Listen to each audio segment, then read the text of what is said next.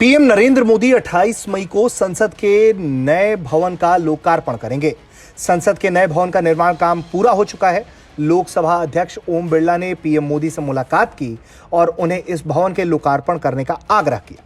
लोकसभा और राज्यसभा दोनों सदनों ने 5 अगस्त 2019 को सरकार से संसद के नए भवन के निर्माण के लिए आग्रह किया था।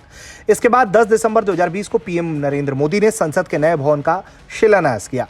संसद के नए भवन की गुणवत्ता के साथ रिकॉर्ड समय में इसे तैयार किया गया है।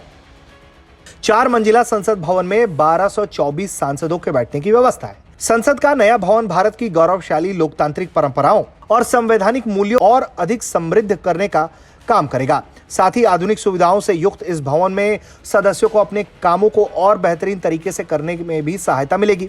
नए संसद भवन के लिए मार्शल की नई ड्रेस होगी। यहां सुरक्षा के कड़े और नए सिरे से इंतजाम किए जाएंगे। मार्च के आखिरी हफ्ता में पीएम नरेंद्र मोदी ने नए संसद भवन का औचक निरीक्षण कर यहां चल रहे काम के बारे में जानकारी ली थी। नए संसद भवन में 1 घंटे से ज्यादा वक्त तक पीएम मोदी वहां रुके हुए थे और श्रमिकों से बातचीत भी की थी।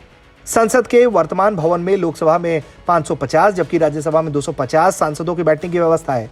भविष्य की जरूरतों को देखते हुए संसद के नए भवन में लोकसभा में 888 और राज्यसभा में 384 सदस्यों के बैठक की व्यवस्था है। दोनों सदनों का संयुक्त सत्र लोकसभा चैम्बर में ही होगा। संसद सदस्यों के लिए एक लाउंज, एक पुस्तकालय, कई समिति कक्ष, भोजन क्षेत्र और पर्याप्त पार्किंग का भी स्थान दिया गया है।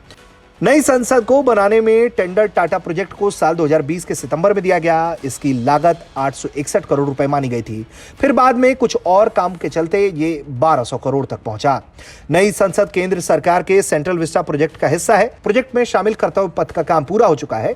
इसके अलावा केंद्रीय सचिवालय, एग्जीक्यूटिव एनक्लेव, नेशनल म्यूजियम जैसी चीजों पर काम चल रहा है। पीएम नरेंद्र मोदी पहली बार 26 मई को और दूसरी बार उन्होंने 30 मई को शपथ ली थी। ऐसे में एक चर्चा यह भी है कि फिर नए संसद भवन का उद्घाटन 28 मई को क्यों हो रहा है। मोदी सरकार के 9 साल पूरे होने के कार्यक्रम में भी आधिकारिक तौर पर 30 मई से ही शुरुआत होगी।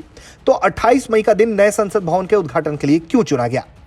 इसके पीछे एक दिलचस्प बात यह है कि 28 मई को वीर सावरकर की जयंती है। उनका जन्म 28 मई 1883 को हुआ। इस साल 28 मई को उनकी 140वीं जयंती मनाई जाएगी।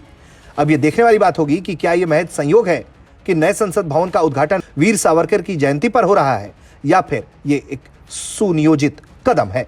ब्यूरो रिपोर्ट, भारत तक।